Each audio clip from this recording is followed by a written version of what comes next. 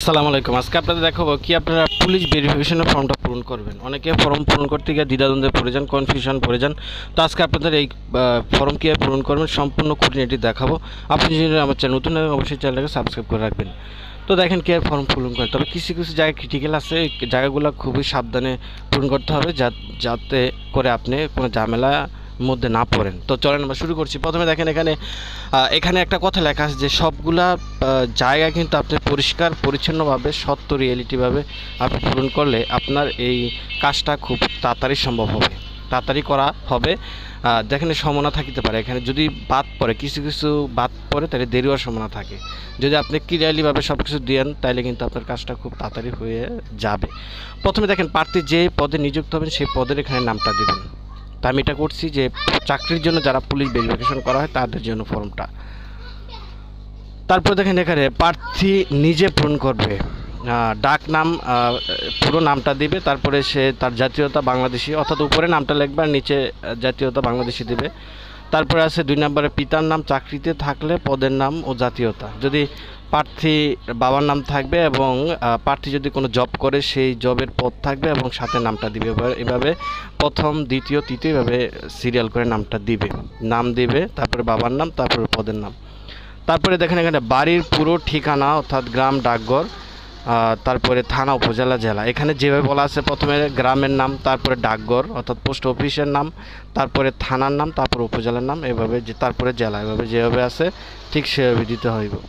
তারপরে বর্তমান বাসস্থানের ঠিকানা, এখানে আপনি যদি স্থায়ী ঠিকানা যদি আপনি থাকেন তো থাকেন, স্থায়ী ঠিকানা ওই দিয়ে দিবেন। যদি আপনি অন্য কোনো ডিস্ট্রিক্ট বা অন্য কোনো জেলায় থাকেন সেক্ষেত্রে আপনি বর্তমান বাসস্থানের ঠিকানাটা দিয়ে দিবেন। এখানে বাসস্থান নিয়ে আর কিছু কথা বলতেছি আপনাদের, আমি নিচে বলছি। এখানে যদি থাকে এরকম আপনাদের কোনো বর্তমান ঠিকানা, সে বর্তমান নামটা দিয়ে দিবেন।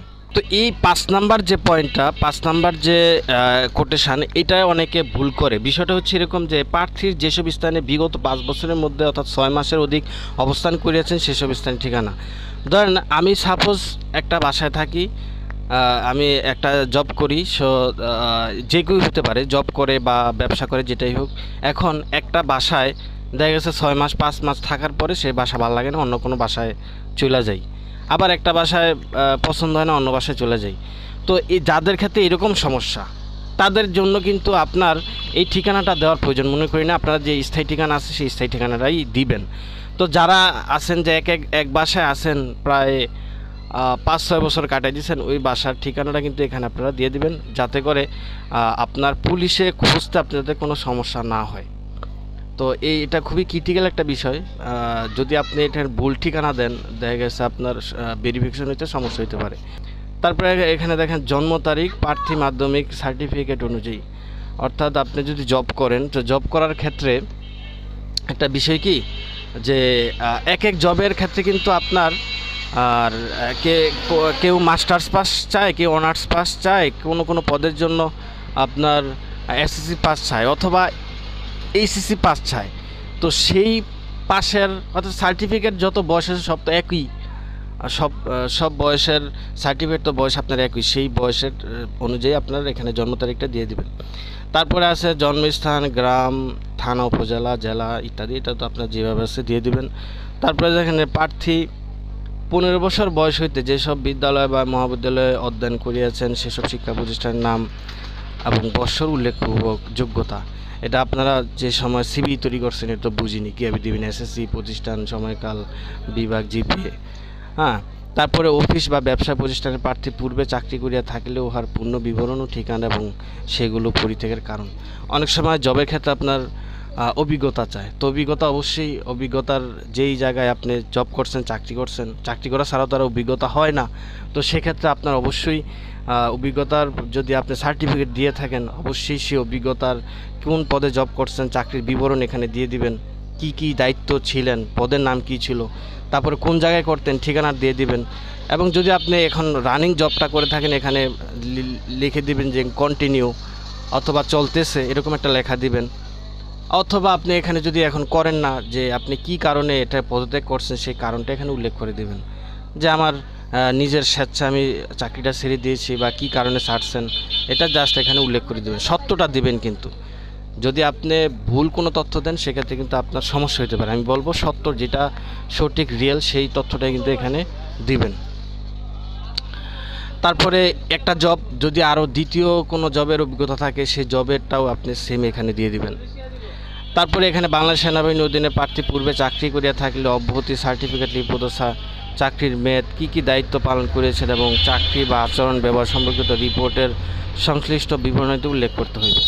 তারপরে সংশ্লিষ্ট নিয়োগকারী কর্তৃপক্ষের সন্তুষ্ট হইতে হবে যে উল্লেখিত, এটা হচ্ছে যারা সেনাবাহিনী চাকরি করছে আগে তাদের ক্ষেত্রে যদি কইরা থাকে তাদের একটা সার্টিফিকেট সন্তোষজনক দেওয়ার জন্য বলছে। 10 নম্বরে খুবই ইম্পর্টেন্ট একটা বিষয়, ফৌজদারি বা রাজনৈতিক বা অন্য কোনো মামলায় গ্রেপ্তার, অভিযুক্ত বা দণ্ডিত এবং নজরবন্দি বা বহিষ্কৃত হইয়াছেন কিনা হইয়া থাকিলে তারিখ সম্পূর্ণ বিবরণ দিতে হইব। এটা খুবই কিন্তু ক্রিটিক্যাল, এই বিষয়টা কিন্তু খুবই গুরুত্বপূর্ণ, কারণ এখানে বলা আছে যে আপনি যদি কোনো ফৌজদারি মামলা, গ্রেপ্তার বা পরোয়ানা বা নজরবন্দি থাকেন কোনো আইনের চোখে, আপনি একটা অপরাধ করেন নাই, তারপরে আপনার আইন আপনার চোখে সন্দেহজনকভাবে আপনার নজরবন্দি যেটাকে বলা হয়, তো এরকম যদি আপনার কোনো কিছু থেকে থাকে সেটা আপনি বিবরণ দিয়ে দিন। আপনার বিরুদ্ধে মামলা থাকলে কিন্তু আপনার জব হবে না আশা, এটা আমি সরাসরি বলি আপনাদের, যদি মামলা থাকে আপনার এই পুলিশ ভেরিফিকেশনে আপনাকে নেগেটিভ রেজাল্ট দিবে। তো অবশ্যই বিষয়টা খেয়াল রাখবেন। এখানে আরেকটা কথা বলে রাখি, আপনার যদি জব হয়ে যায় বা এরকম কেউ চাইবে আপনার বিরুদ্ধে একটা মামলা ঢুকাই দিয়ে আপনার জবটা না পান, তো এটা আসলে খুব সিক্রেট একটা বিষয়, নিজের মতো করে কাজটা করবেন। এখানে দেখেন যদি না থাকে এখানে না দিবেন, যদি থাকে কিছু মামলা আছে যেটা তেমন কোনো গুরুত্ব না, সেই ক্ষেত্রে আপনি এখানে দিয়ে দিবেন যে কারণটা কী ছিল, আপনি নির্দোষ বা এই ক্ষেত্রেও কোনো সমস্যা হয় না। যাই হোক এখানে আপনার সঠিকটাই দিবেন, এখানে ভুল কোনো তথ্য দিবেন না, কারণ আপনার যে আইডি কার্ড আছে, আইডি নাম্বার আছে, সেটা দিয়ে কিন্তু আপনি এখানে মিথ্যও দেন ওনারা কিন্তু আপনার সত্যটা বের করবেই, 2 দিন পরে হোক বা 1 দিন পরে হোক ওনার সত্যটা কিন্তু বের করবে। অবশ্যই আপনার যেটা মামলা টামলা থাকলে এখানে অবশ্যই সত্যগুলা প্রকাশ করে দিবেন এখানে যা যা আছে। তারপরে এখানে নিকট আত্মীয় স্বজনদের কেউ, অর্থাৎ ভাই, আপন, চাচা, শ্বশুরের দিকের আত্মীয় স্বজন বাংলাদেশের সরকারি চাকরিতে নিযুক্ত থাকলে পদের নাম, অথবা আপনার নিজের আত্মীয় অথবা আপনার শ্বশুরবাড়ির আত্মীয় কেউ যদি সরকারি চাকরি করে ওই সরকারি চাকরি এখানে নাম দিবেন। তারপরে যেই পদে জব করে সেই পদের নাম দিবেন, কর্মস্থল দিবেন, কোথায় চাকরি করে।